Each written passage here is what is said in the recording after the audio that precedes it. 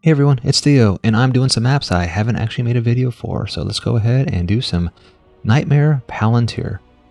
Now, this is a build made by Washi, and he's also made a video on this. The only really reason to play this map is to unlock survival if you want to do survival runs, to get accessories, or to get accessories on campaign maps. That's about it. No other reason to run this map. But I wanted a video of this map getting completed by me, so here we go. Alright, so we're going to run around the map. We're going to collect all the mana from all the chests.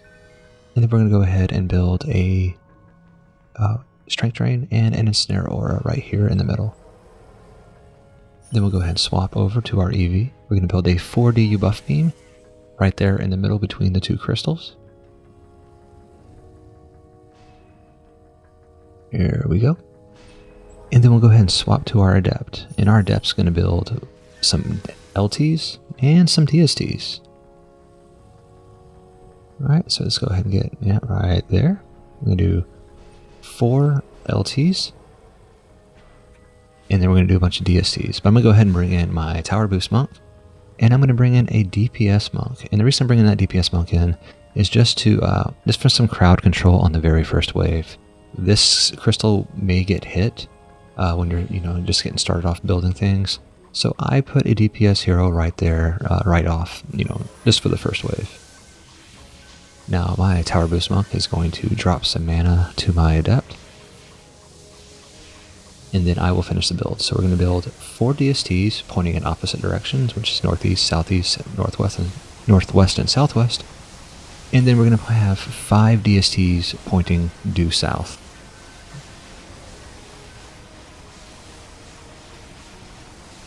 Yeah, there we go. And that is really just, these are like boss killing DSTs for the most part. There we go. Alright, so off he goes. Alright. And I'm going to go ahead and swap over to my next hero. I'm going to go ahead and bring in my upgrader, Adept. And let's go ahead and get this wave started. Now for Nightmare, I do not have my Tower Boost Monk in at all. I'm just simply upgrading with the towers I have. So no boost at all for these waves.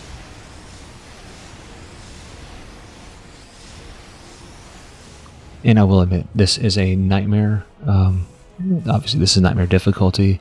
And I am way overstated for this particular map.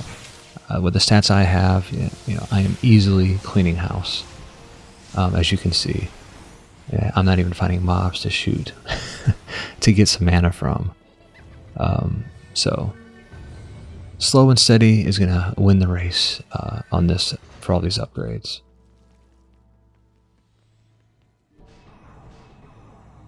Alright, so I'm going to go ahead and just finish doing the upgrades because I love to upgrade. And that's what we're going to do. And then I will come back when we get near, close to the boss time.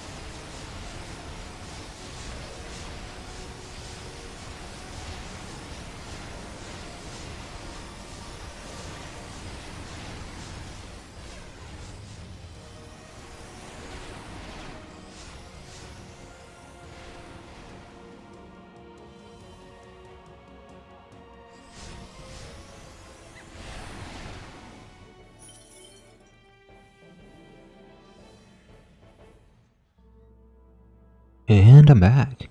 We're all upgraded, so I'm just going to go ahead and bring in my DPS hero, because that is going to be my #1 player in the next wave. So we're going to go ahead and start wave 13, and then I'm going to go ahead and bring in the rest of the crew for the final wave.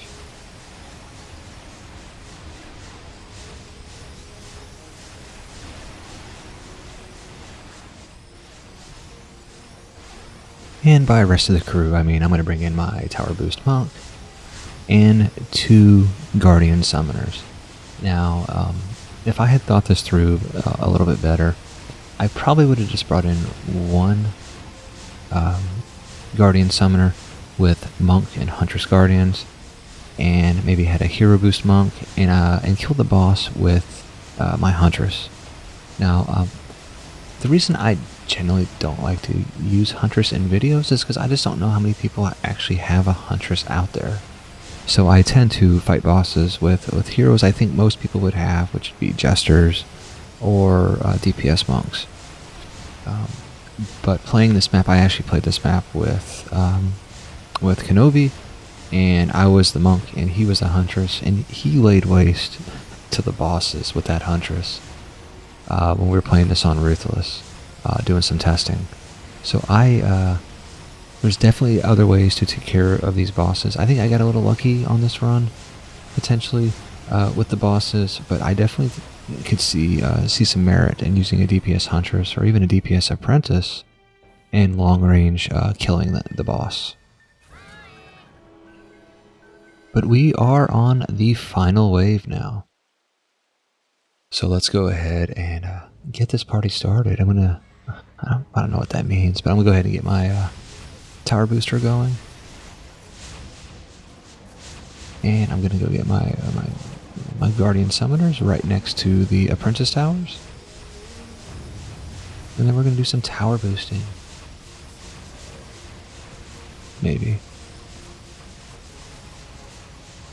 absolutely tower boosting. And I'm just going to DPS this map because, you know, I mean, you see all the effort I'm putting into DPSing. So what else am I going to do, right?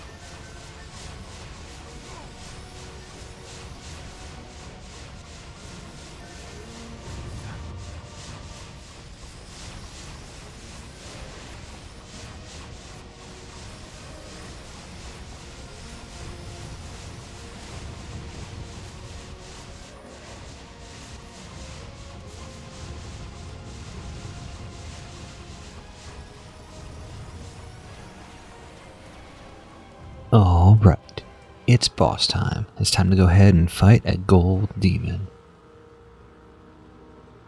My DPS hero is ready to go.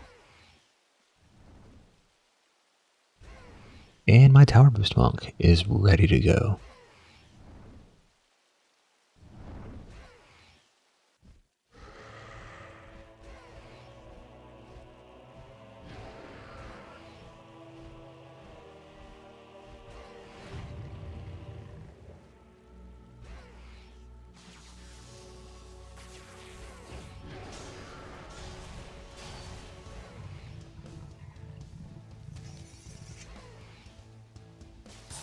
Let the fighting commence.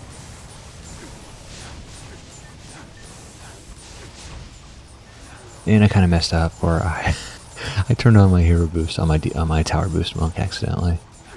But my little wizard is doing its thing against that demon lord, and the demon lord is gone.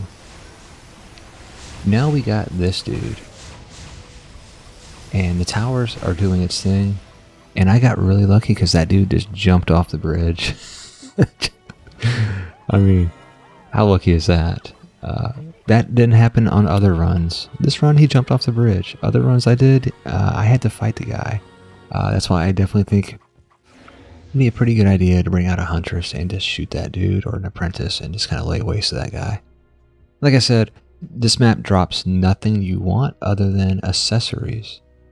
Now, the nice thing is, on Nightmare and or Ruthless, you get 8 accessories.